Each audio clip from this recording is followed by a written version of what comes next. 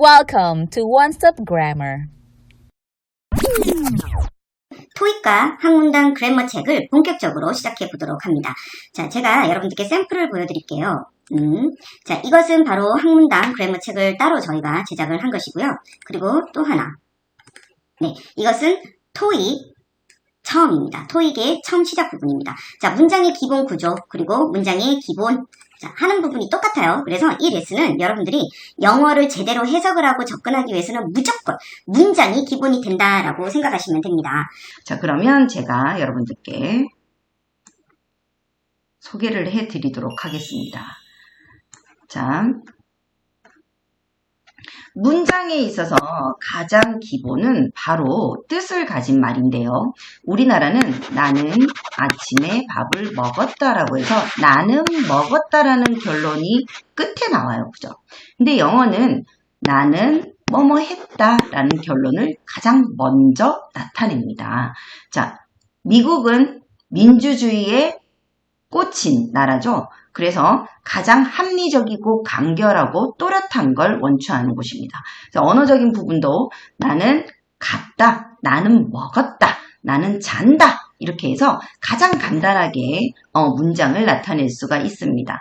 자, 두 번째는 나는 먹는다, 나는 잔다, 먹다와 자다처럼 확실한 뜻을 가진 동사가 있는데 그렇지 않은 동사가 있다라는 거죠. 예를 들어서 I am 이런 데인데요.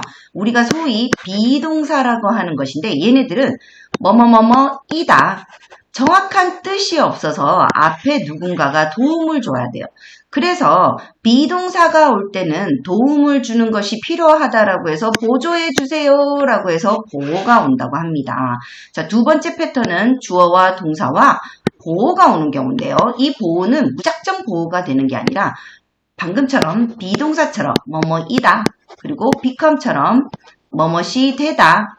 그냥 이다, 되다. 한국말로 치면 이다, 아니다. 되다, 안 되다. 요것도 바로 보호를 받는 동사라고 국문법에도 나옵니다. 자, 그래서 뭐뭐이 되다, 안 된다, 이다, 아니다 등의 부족한 의미를 보충하는 보호. 이 보호에는요, 보충한다라는 거잖아요. 상태를 보호하거나 형태를 보호한다라고 해서 명사나 형용사가 꼭 따라올 수가 있습니다. 자, 세 번째, 우리가 알고 있는 가장 기본적인 거예요. 주어, 동사, 목적어. 이 말은 뭐냐면 나는 뭐뭐를 살 거야. 나는 이것을 결정했어. 나는 거기를 갈 거야. 나는 이거를 원해. 라고 해서 뭐뭐을 이라는 조사를 받는 것을 바로 목적어라고 합니다.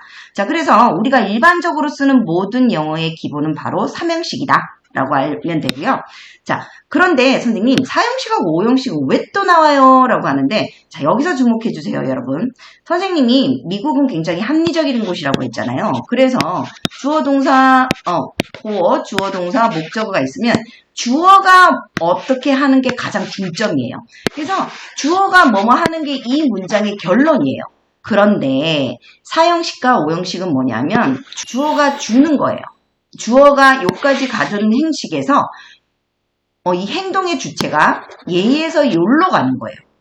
주어는 그냥 거들 뿐이고 주어가 이제 상대를 위해서 노력하는 그런 문장이 나오기 시작하면서 사형식, 오형식이 된 거예요. 자, 예를 들어 볼게요. I give you, I give money. 자, 나는 돈을 준다요.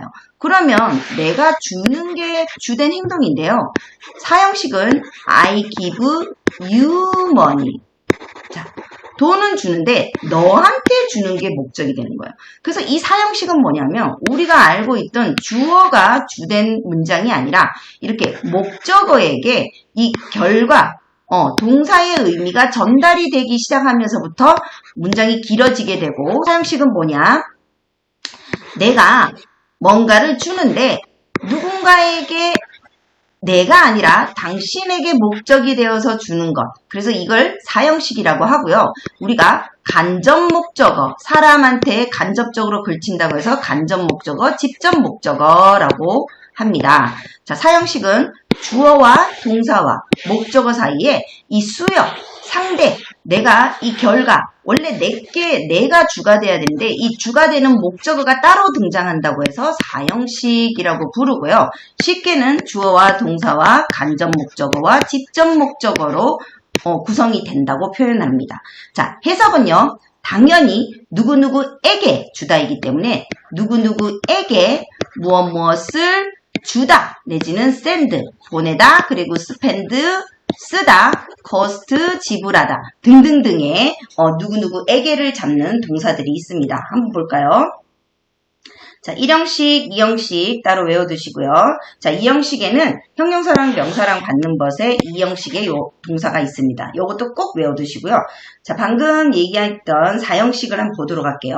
자, 누구누구에게 무엇을 주다로 해석이 되고 보통 여기 누구누구에게는 원래 행동의 주체가 되는 주어가 아닌 목적어가 흉 등장하게 됩니다. 그래서 그런 것들을 주로 이끄는 동사가 뭐가 있냐 했더니 give, send, get, show, offer, 블라블라 블라블라. 자, 이거 모두 단어 서칭하세요. 월드 서칭하세요, 여러분. 자, 그리고 이 해석은 항상 한국말에서도 그렇고 영어에서도 그렇고 누구누구에게 뭐뭇을 줄 것이다 라고 해서 우리가 거하게 폼 잡는다고 하죠. 그런 수요의 의미를 갖게 됩니다. 자, 5형식은 뭐냐면요.